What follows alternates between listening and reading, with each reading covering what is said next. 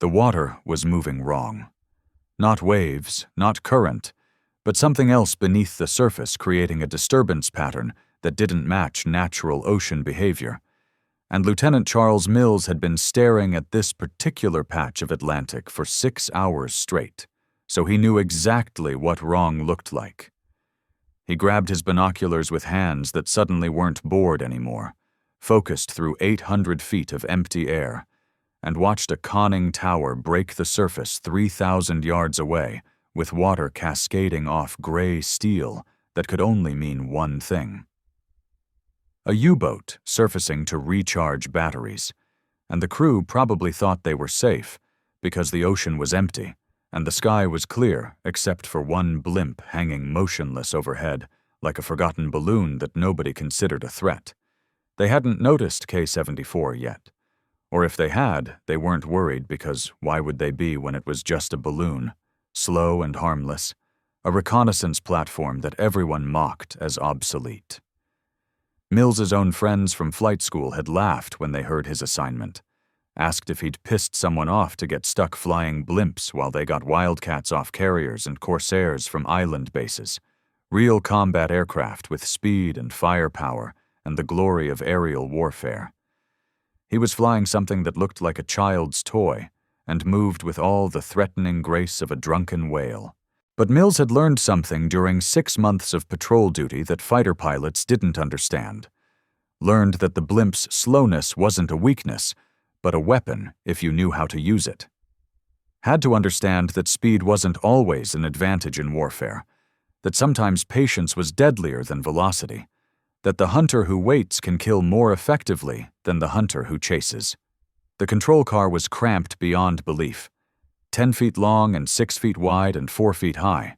Barely enough room for Mills and his crew of 9, who were all packed into a space that smelled like aviation fuel and hydraulic fluid, and unwashed men who had been airborne for 19 hours, with at least another 10 remaining before they could return to base.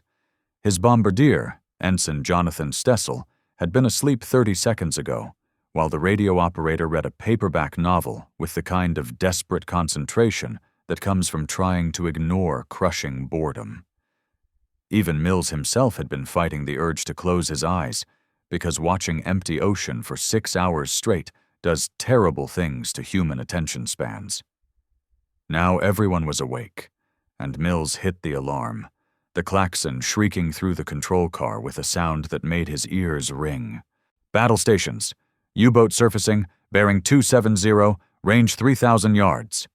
The crew snapped into motion with the practiced efficiency of men who had drilled this scenario 100 times, but never actually encountered a real submarine during all those months of patrol, Stessel stumbling to his bombardier position while still shaking off sleep, the radio operator dropping his book to grab the transmitter, the gunners manning their .50 caliber machine guns even though everyone knew the guns were mostly for show and too light to damage a submarine's armored hull.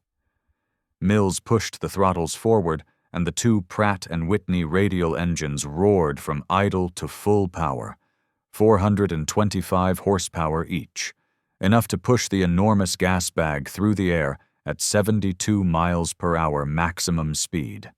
The blimp began moving toward the surfaced submarine with agonizing slowness, like trying to sprint while swimming through molasses, every second feeling like an hour while the U-boat sat vulnerable on the surface. The submarine could make 18 knots on the surface, 21 if the captain really pushed the diesels and didn't care about fuel efficiency, could be underwater in 45 seconds from the moment they decided to crash dive, could reach 200 feet depth in 2 minutes, and become effectively invisible to any aircraft that relied on speed to catch its targets before they vanished into the Atlantic's darkness. But Mills had one critical advantage that fighter pilots never considered, was already in position, and already overhead, and already watching from 800 feet up. The submarine had to see him, had to recognize the threat, had to make the decision to dive and then execute that decision, and all of that took time. Precious seconds where the U-boat was still vulnerable and still trapped on the surface, while its crew decided whether the balloon overhead was actually dangerous or just an amusing curiosity to mock. Lieutenant Charles Mills, 24 years old, naval aviator who had trained to fly fighters and ended up flying balloons instead. Had wanted dogfights and aerial combat and the glory of high-speed warfare, but got assigned to something his instructors called the slow sausage, and his fellow pilots called a complete waste of aviation fuel and taxpayer money. Had spent 6 months learning that everything the Navy taught him about speed and aggression was sometimes exactly wrong for certain tactical situations, that sometimes the best move in combat was to not move at all. On the deck of U-134, Captain Lieutenant Rudolf Schendel was enjoying his first cigarette in 12 hours after being submerged since midnight and breathing recycled air that tasted like diesel fumes and unwashed humanity and the particular metallic flavor that comes from oxygen that's been through the scrubbers too many times. The fresh Atlantic breeze felt like paradise, and his crew was performing routine maintenance on deck, taking advantage of the empty ocean and clear weather that made this the perfect time for surface running. Then someone pointed at the sky and laughed, and Schendel followed the gesture to see the blimp hanging there maybe 2 miles away, just floating in the air like some ridiculous tourist attraction. He had seen these American observation balloons before during previous patrols, knew they were K-class patrol blimps, slow and unwieldy platforms carrying maybe 2 depth charges or a few small bombs with no real threat to a combat-ready U-boat. His chief engineer, Obermatt Friedrich Koch, was already making jokes about it that had the deck crew laughing along. "It's a balloon," Koch said, his voice carrying clearly over the rumble of the idling diesels, making gestures like he was going to shoot it with a slingshot. "A fucking balloon trying to fight a submarine? What's it going to do, drop confetti on us? Maybe attack us with party streamers?" The deck crew thought this was hilarious, and Schendel let them have their moment of humor, because morale was critically important on long patrols. When you spent 45 days submerged in a steel tube that measured barely 220 feet from bow to stern, breathing recycled air and eating preserved food, and watching men die slowly when depth charges hit close enough to crack welds, but not close enough to sink you immediately, you took humor where you could find it. Grabbed onto anything that made the crew laugh, because laughter meant they weren't thinking about drowning in the dark. Still, standard procedure was to dive whenever aircraft appeared. Better safe than sorry. Better to lose 30 minutes of battery charging than to get caught on the surface by something that turned out to be more dangerous than it looked. Schendel turned to give the order to his watch officer, started saying, "Prepare to dive, clear the deck, get everyone below and—" But then something changed. The blimp stopped moving forward, just stopped completely, and hung there dead in the air 800 feet up and directly above his position. Not advancing, not retreating, not circling like a reconnaissance aircraft searching for targets, just hovering there motionless and watching with the mechanical patience of something that didn't need to hurry because it already knew exactly where its prey was located. Schendel's smile vanished like someone had wiped it off his face with a cloth because he had never seen an aircraft do that before, had never encountered anything in the sky that could just stop moving and hang there indefinitely. Planes couldn't hover. They had to maintain airspeed or they stalled and fell from the sky like stones. But this thing, this ridiculous balloon that his crew had been mocking, was just hanging there like a predator that had spotted prey and now had all the time in the world to decide exactly how to kill it. His combat instincts screamed danger with the volume that comes from 2 years of submarine warfare and 15 patrols through waters infested with destroyers. And the blimp wasn't behaving like reconnaissance aircraft, but like something that had found its target and wasn't going to leave until the hunt was finished. "Dive!" Schendel shouted, his voice cracking with sudden urgency that made his crew stop laughing immediately. "Emergency dive! Now! Everyone below! Clear the deck!" This is the story of the silent trick, the tactic that American blimp pilots discovered by accident and refined through trial and error until it became the most effective anti-submarine technique of the Atlantic campaign. The method that German submariners learned to fear more than destroyers or depth charges or anything else the Allies threw at them, the simple realization that sometimes in warfare, not moving is the deadliest move you can possibly make, and the obsolete balloon that became a hunter by understanding something fundamental about physics and patience and the limits of human endurance underwater. Let's pause here for a moment. If you find value in stories like this, you can support the channel by liking the video and subscribing. After watching, leaving a brief comment, even a simple word, helps more than you might expect. Your support keeps these stories alive and visible. Thank you. Let's move on. The klaxon blared through U-134's hull with the distinctive two-tone wail that meant emergency dive, meant everyone move now or die on the surface.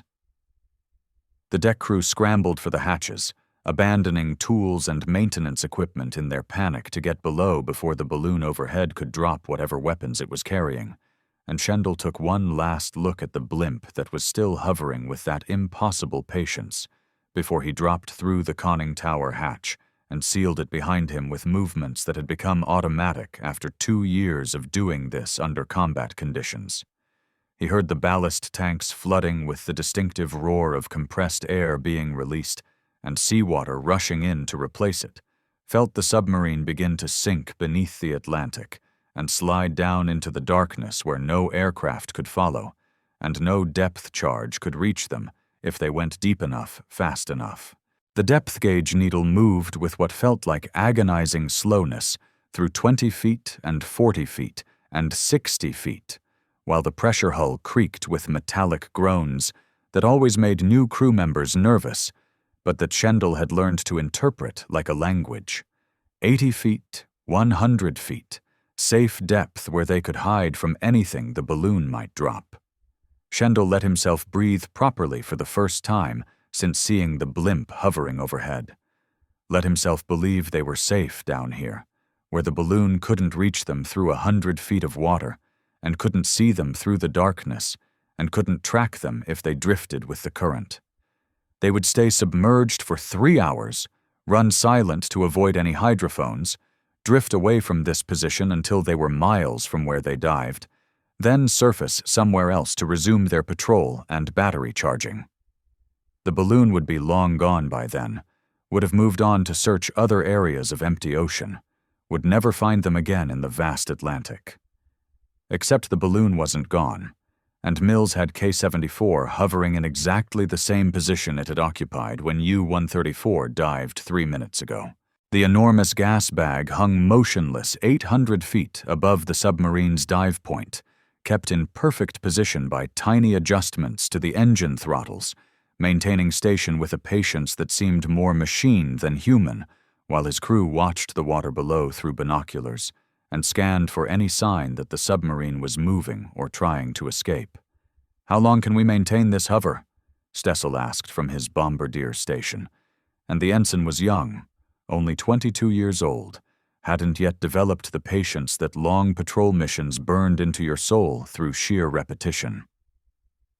"As long as necessary," Mills said, his voice carrying the flat calm of someone who had learned that warfare wasn't always about dramatic action and explosive violence, but sometimes about waiting and enduring boredom longer than your enemy could endure fear.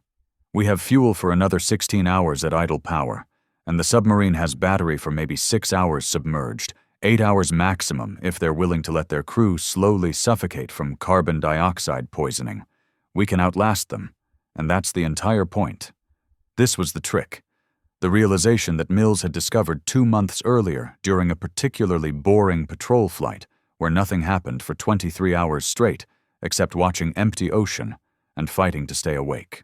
He had been complaining to his crew about the tedium, about how blimps were useless in anti-submarine warfare because they were too slow to chase U-boats and too lightly armed to sink them even if they caught them. And then his radio operator, Chief Petty Officer Davis, who had served on destroyers before transferring to aviation, said something that changed Mills's entire understanding of how to use this ridiculous balloon as a weapon. "We don't need to chase them, sir," Davis had said, without looking up from his equipment checks, speaking with the casual confidence of someone who had already thought this through. "Submarines have to surface eventually because battery runs down after 6 hours submerged, and air goes bad after 8 hours, and crew needs to breathe real oxygen, not recycled carbon dioxide. Physics gives them maybe 8 hours underwater if they're desperate, 6 hours if they want to maintain combat effectiveness. But we can stay up for 3 days straight if we have to. So we don't chase and we don't search, we just wait. We find them on the surface recharging and then we hover overhead until they have no choice but to come back up." Mills had stared at him for a long moment, while his brain processed an idea that seemed simultaneously stupid and brilliant, and the concept was so simple it appeared obvious in retrospect. But nobody was actually doing it because it violated every tactical doctrine about anti-submarine warfare, every manual that said you searched for submarines and covered vast areas of ocean looking for targets and maintained aggressive patrol patterns to maximize detection probability.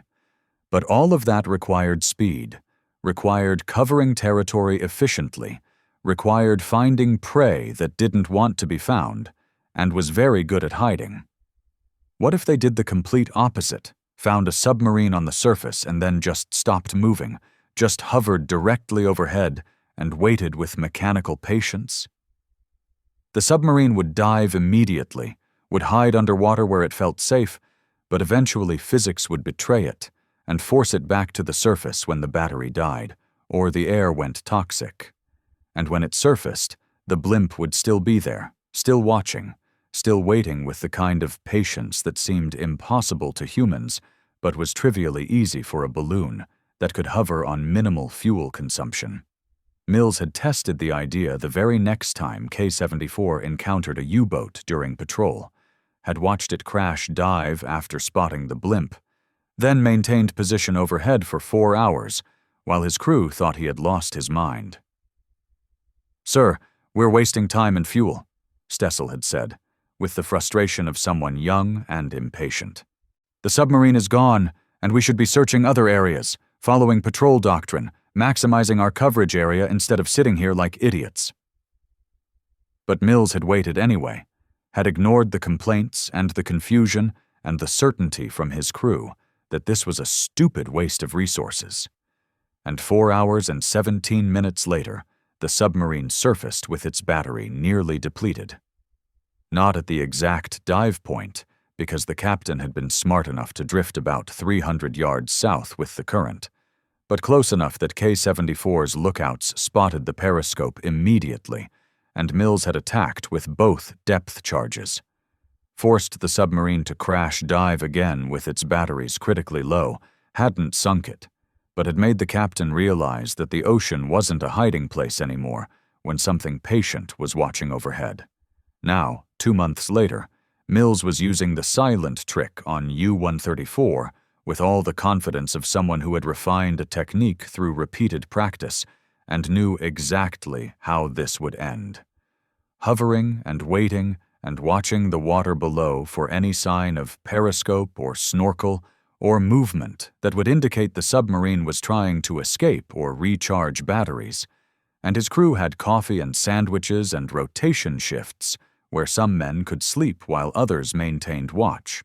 The blimp just hung there in the Atlantic sky, burning fuel at idle power consumption, waiting for physics to force the submarine back to the surface, like it always did eventually. Inside U-134, Schendel was slowly realizing he had a serious problem that was getting worse with every minute they stayed submerged. They had been underwater for 1 hour, and the battery was already down to 70% charge because they had used high power during the crash dive to reach safe depth quickly, and at current consumption rate maintaining depth control and life support systems.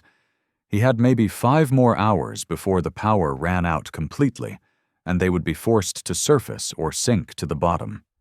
The air was already starting to smell stale, with that particular sour odor that came from carbon dioxide building up faster than the scrubbers could remove it. His executive officer, Lieutenant Hans Weber, approached with the battery status report, and his face showed the expression of someone delivering bad news that nobody wanted to hear. "Sir, at current consumption rate we have 4 hours and 37 minutes of power remaining. Recommend we begin planning emergency surface procedure."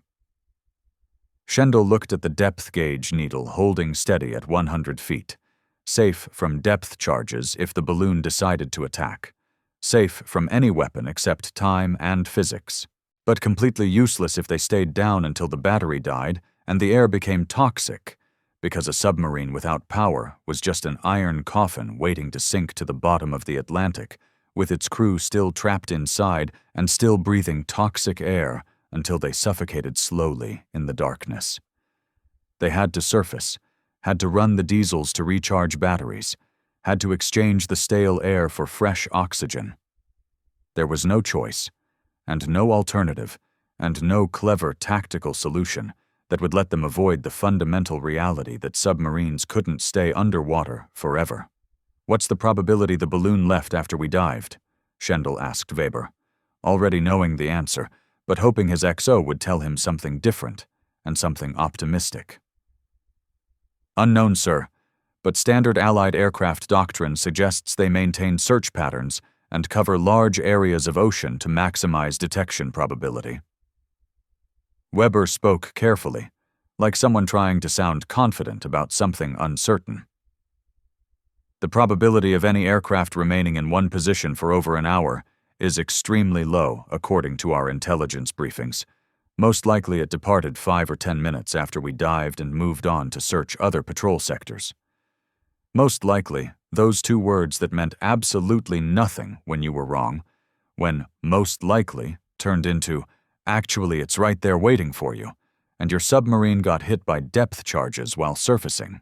Schendel had been a submarine commander for 2 years, had survived 15 combat patrols through waters infested with destroyers and aircraft and depth charges, had learned through bitter experience that most likely was how officers ended up dead, and their crews ended up drowning in steel tubes.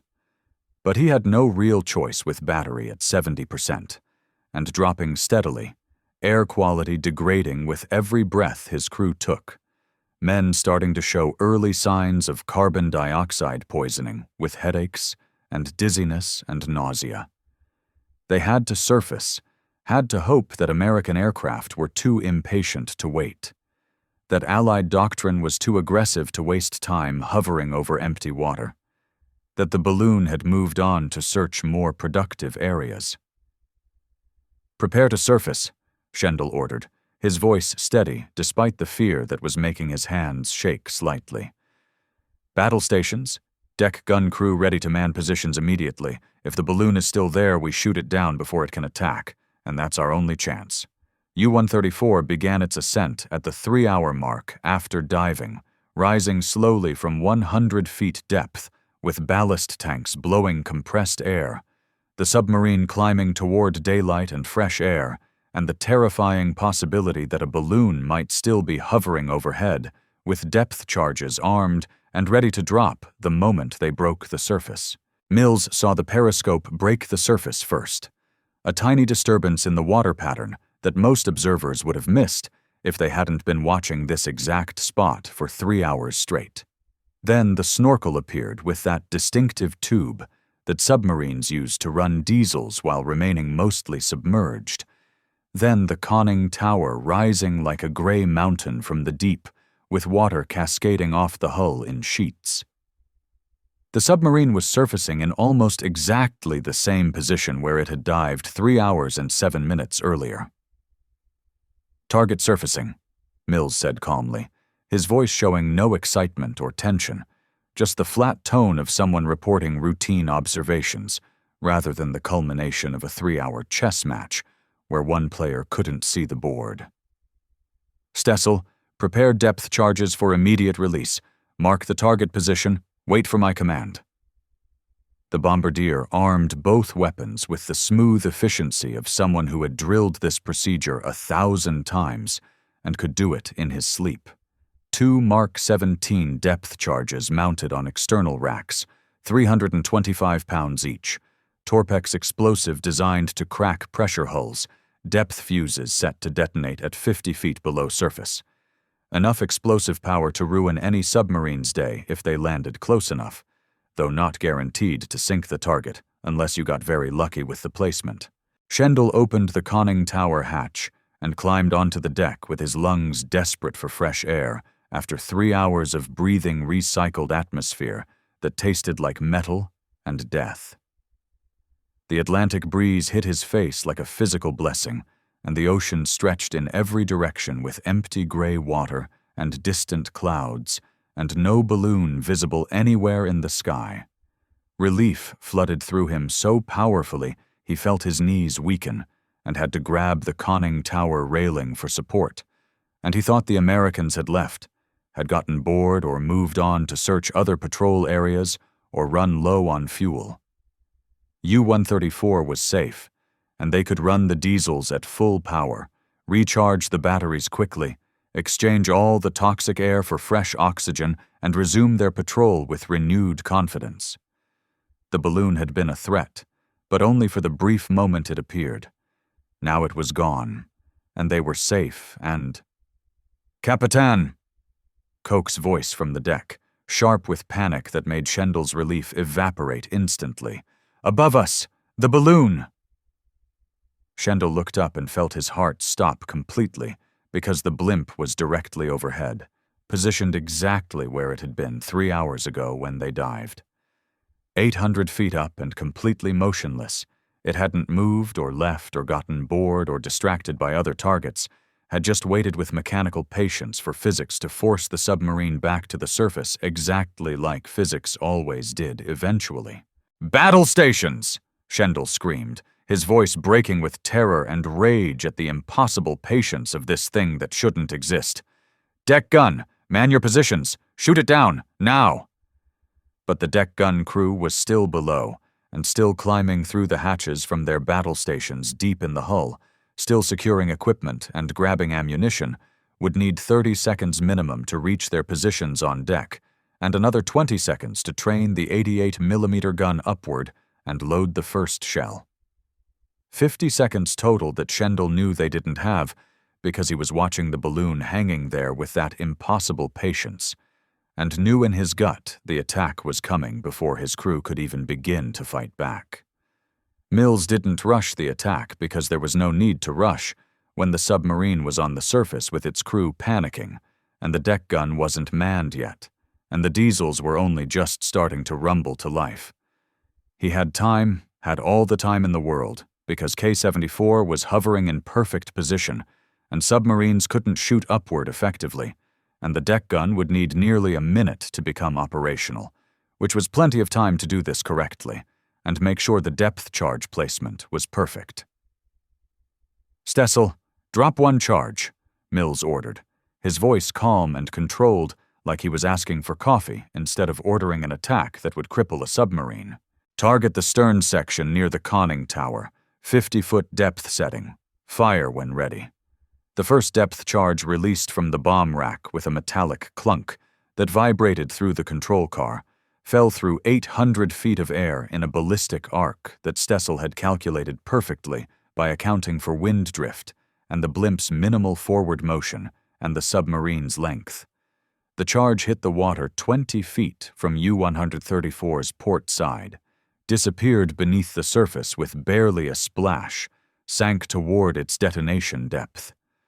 3 seconds later it exploded at 50 feet depth, and the underwater detonation erupted like a volcano from the deep. A massive column of white water rose 100 feet into the air while carrying chunks of destroyed sea life and creating a shockwave that radiated outward in perfect circles. The pressure wave hit U-134's hull with the force of a giant's hammer, and the entire submarine lurched sideways, thrown by hydrostatic pressure that dented the pressure hull inward and cracked welds and shattered every gauge in the control room. Crew members below deck were thrown against bulkheads with bone-breaking force, while equipment tore loose from mountings and lights flickered and died, and the diesel engines stuttered and stopped completely. Schendel held on to the conning tower railing with both hands and watched his submarine die in slow motion, watched the deck gun crew finally reach their positions, but the gun wouldn't train properly because the mounting mechanism was warped by the shock wave. The diesels were smoking with their precisely calibrated fuel systems destroyed by the shock. The electrical systems were failing throughout the boat, with sparks and smoke coming from junction boxes, and U-134 was crippled on the surface with a balloon hovering overhead and nowhere to hide, and no way to fight back. "We surrender," Schendel said quietly, the words tasting like poison in his mouth, before he said them louder for his crew to hear over the chaos. "Surrender! Stop the engines! Raise the white flag! We're finished! The boat is finished!" Coke stared at him with disbelief visible on his face. "Sir, we can still dive. We can try to—" "Dive on what power?" Schendel shouted, his voice raw with frustration and fear, and the bitter knowledge of defeat. "The battery is at 65% and dropping. The electrical systems are failing. The pressure hull is cracked in at least 3 places. If we dive now with a compromised hull, we sink to the bottom and drown in the dark. We surrender, and that's an order. Raise the white flag now."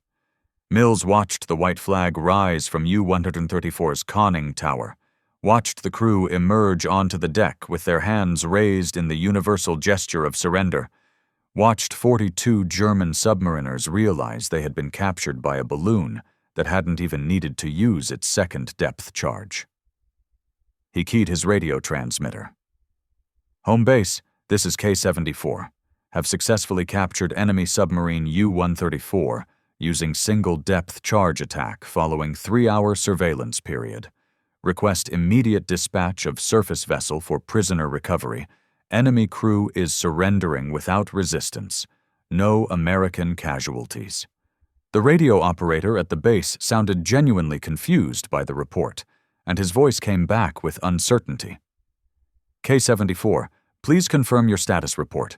Did you say captured, or do you mean you sank the submarine?" "Negative on sinking," Mills replied with satisfaction in his voice. "Submarine is crippled but still afloat. Crew has surrendered. We maintained hover position over their dive point for 3 hours and 7 minutes. Physics forced them to surface when their battery depleted and they had no choice. We captured them using patience."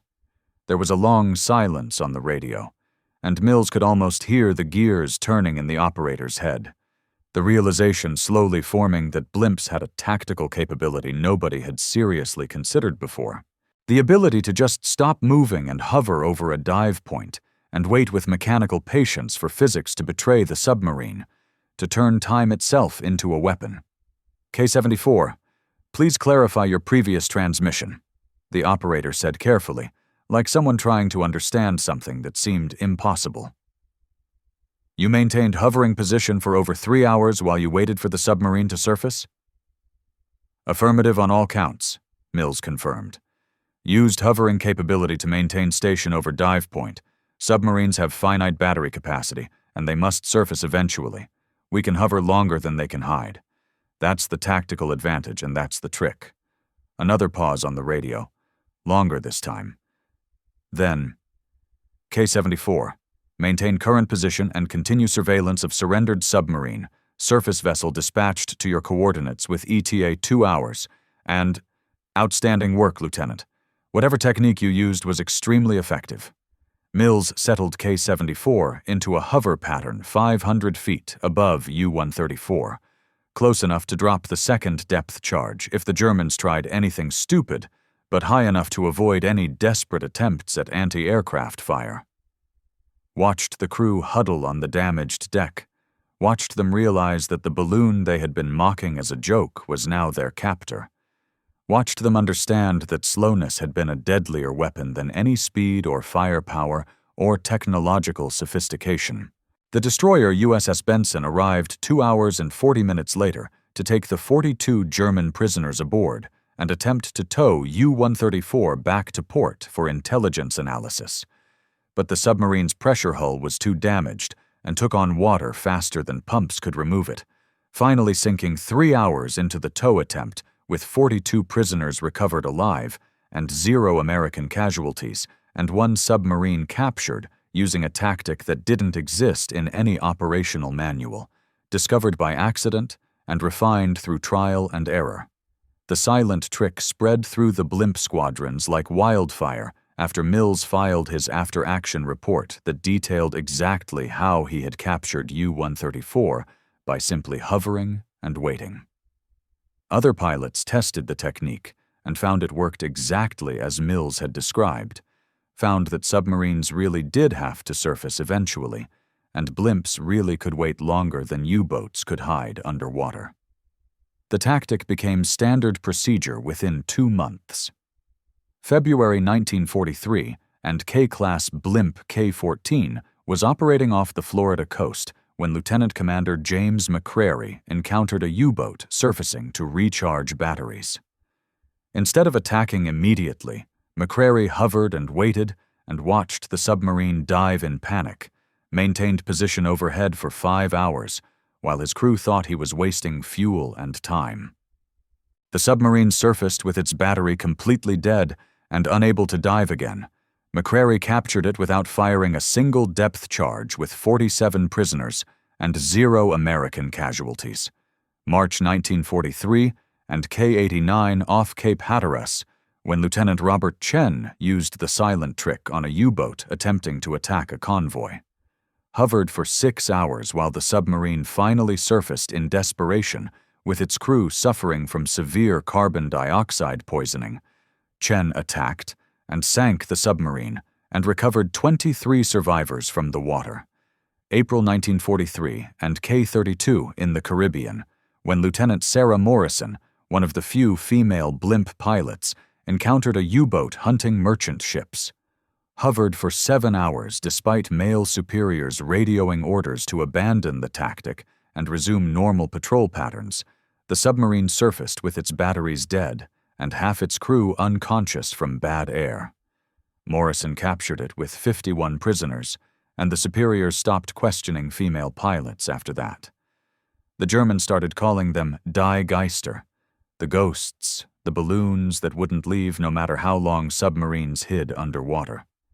U-boat captains filed reports describing the psychological horror of knowing something patient was waiting overhead, knowing that physics would eventually force them to surface into the view of something that never got tired, and never got bored, and never left. May 1943, and U-boat Command issued new tactical guidelines to all submarine captains operating in American waters. American balloons have developed hovering surveillance capability. Do not surface in areas where balloons have been sighted if forced to dive due to balloon presence. Remain submerged and drift at least 10 kilometers from dive point before resurfacing. Balloons appear capable of maintaining position for extended periods with exact endurance unknown but assumed to be multiple hours. The guidelines were useless because they were based on incorrect assumptions and faulty intelligence. German intelligence thought blimps could hover for maybe 2 or 3 hours maximum before fuel constraints forced them to leave, but the actual endurance at hovering power was closer to 18 hours. By the time U-boats drifted 10 kilometers from their dive points, their batteries were critically low, and they had to surface regardless of whether the balloon was still waiting or not. June 1943, and German submarine losses in American patrol zones increased by 47% compared to the previous month, with most losses attributed to aircraft attacks that occurred during emergency surfacing procedures. U-boat Command couldn't understand why so many submarines were being caught on the surface when captains were following doctrine and avoiding areas where aircraft had been sighted. But the crews knew the reason. Die Geister were waiting with patience that seemed inhuman. The ghosts had turned the ocean into a trap. July 1943, and U-boat Captain Hans Müller refused to operate in zones where American blimps patrolled, and his superiors threatened court-martial for cowardice. Müller explained that blimps had created psychological conditions that made submarine warfare impossible in those areas. "You cannot hide from something that waits," he said during his disciplinary hearing. "You can only delay, and delaying uses battery, and using battery forces you to surface. And when you surface, the balloon is still there. Miller was court-martialed for cowardice, and his submarine U-523 was assigned to a new captain who didn't share Miller's fear of balloons. U-523 was lost with all hands on its next patrol, and an American K-class blimp filed a report of capturing and sinking a U-boat in the same area using the silent trick. The new captain had learned that Miller was right, but he learned too late. The tactic was so effective that German U-boat command changed operational doctrine in August 1943 by ordering submarines to avoid American coastal waters entirely. The Atlantic Gap, the area beyond Allied air cover, became the only safe hunting ground for U-boats, while American convoys started routing through coastal zones where blimps patrolled constantly. Shipping losses dropped dramatically, and the Battle of the Atlantic began turning in favor of the Allies, partly because of destroyers and depth charges and convoy escorts, but also because of balloons that could hover and wait and turn time itself into a weapon. September 1943, and the silent trick reached its peak effectiveness when K-class blimps captured or sank 14 submarines that month using hovering surveillance. German naval records show submarine commanders reporting widespread fear of balloon encounters, with some crews refusing to surface even when battery was critically low, choosing to risk suffocation rather than face the possibility that a balloon might be waiting overhead. October 1943, and U-boat losses became unsustainable, with German submarine construction unable to replace losses fast enough. The Atlantic campaign that was supposed to starve Britain into submission was failing because of multiple factors, including improved convoy tactics and better depth charges and code-breaking success. But American blimps using the silent trick were part of the equation that naval historians often overlooked because balloons weren't dramatic or glamorous or the kind of weapon that made good propaganda material.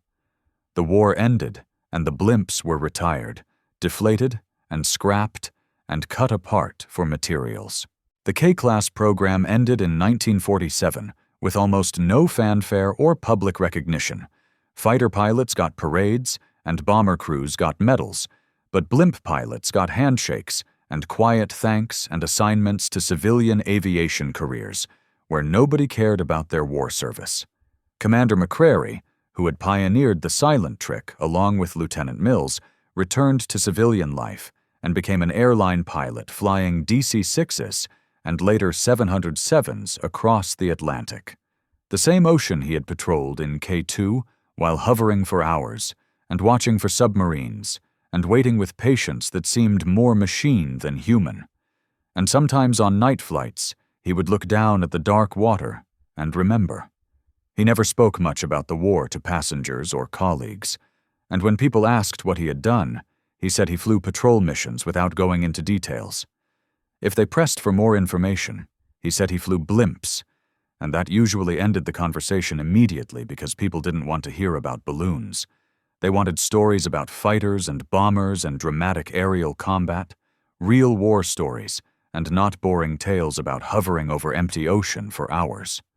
One passenger in 1963 was different from the others, a German businessman flying from Frankfurt to New York in first class, who struck up a conversation and asked McCrary about his background.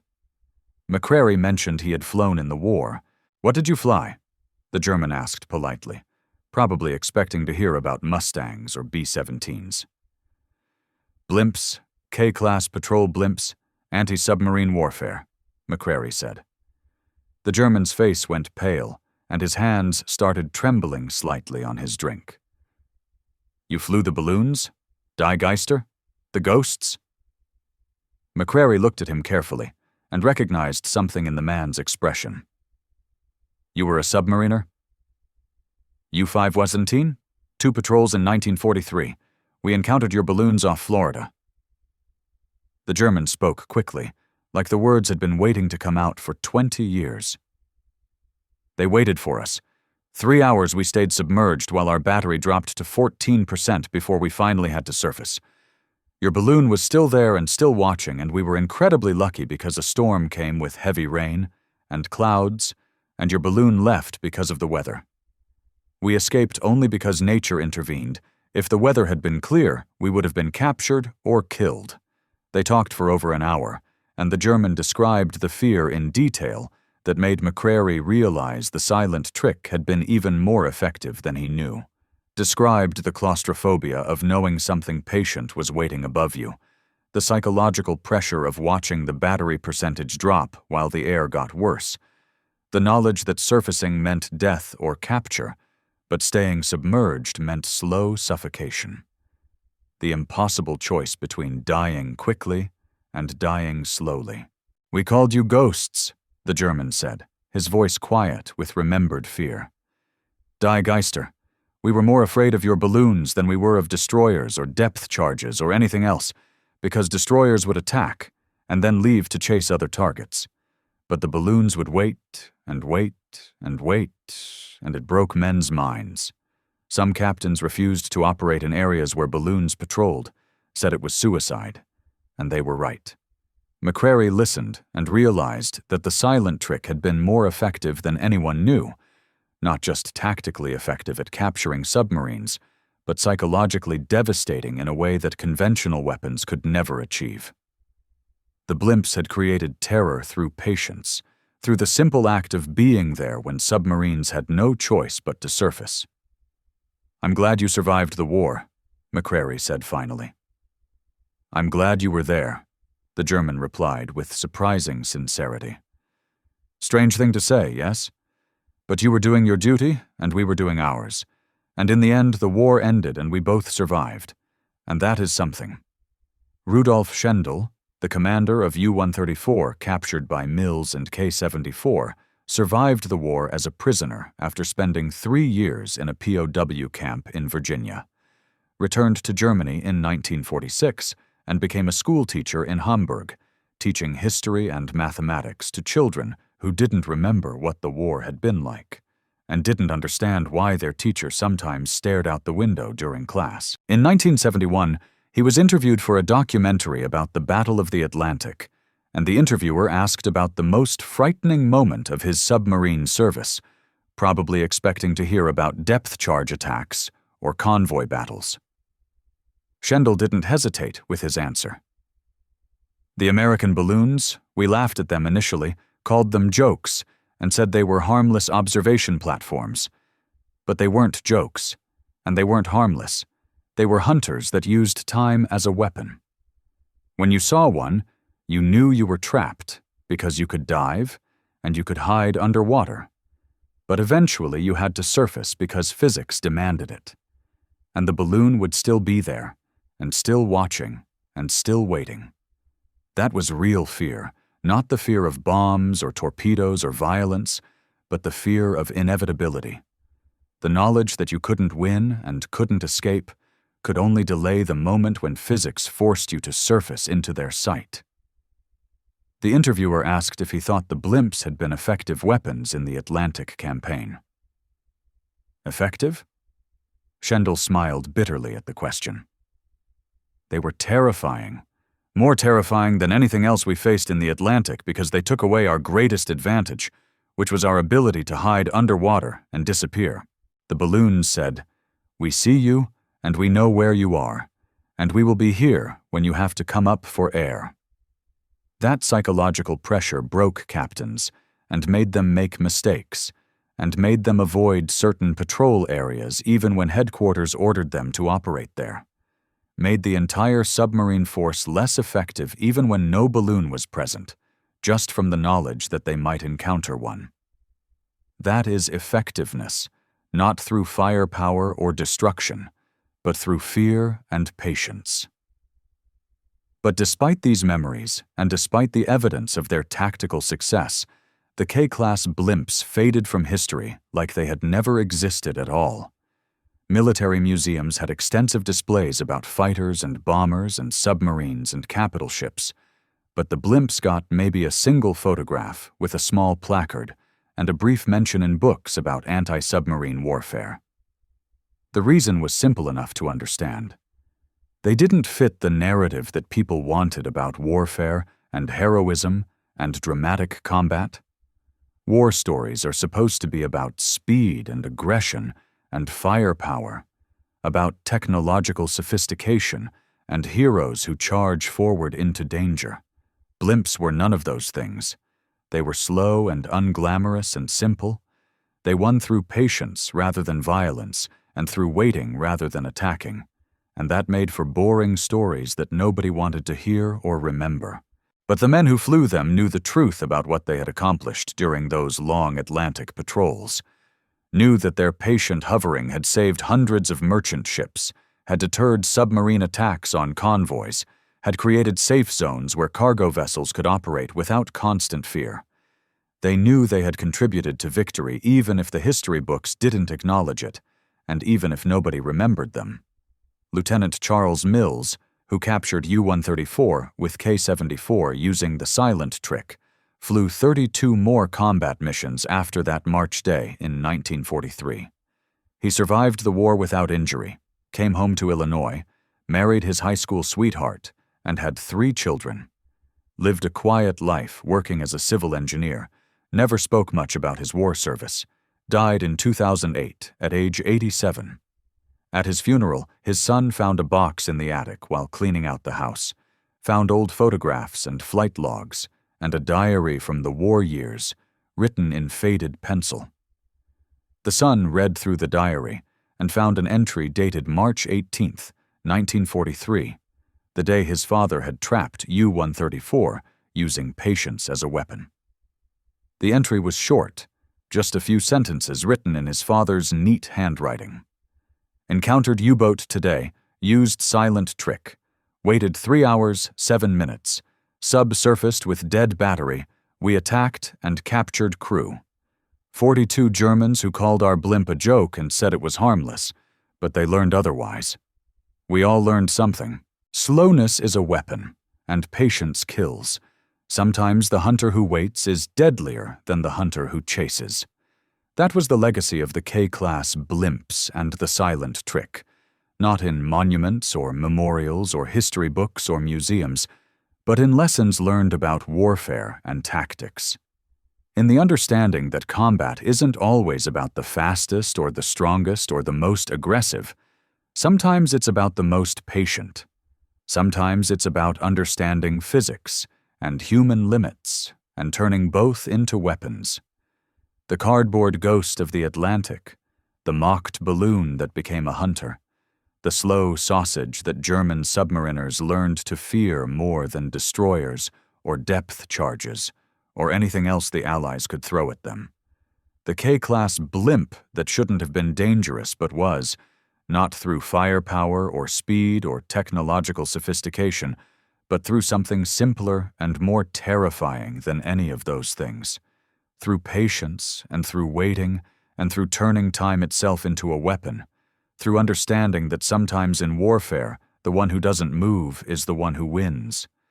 The blimps are gone now, scrapped decades ago, and cut apart for aluminum and fabric, and forgotten by everyone except the men who flew them and the men who feared them.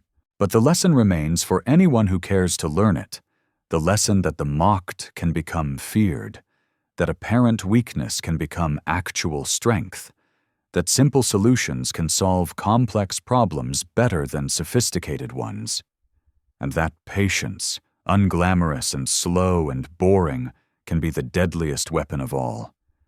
Die Geister, the ghosts, the balloons that wouldn't leave no matter how long you waited for them to go away.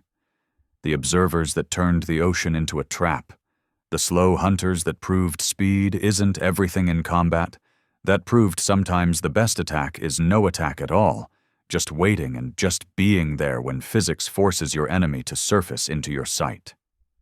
That was their trick. Their forbidden and mocked and laughed at trick that nobody took seriously until it started working and kept working. The realization that not moving was sometimes the best move, that waiting was sometimes the most effective attack, that slowness was sometimes the most deadly speed.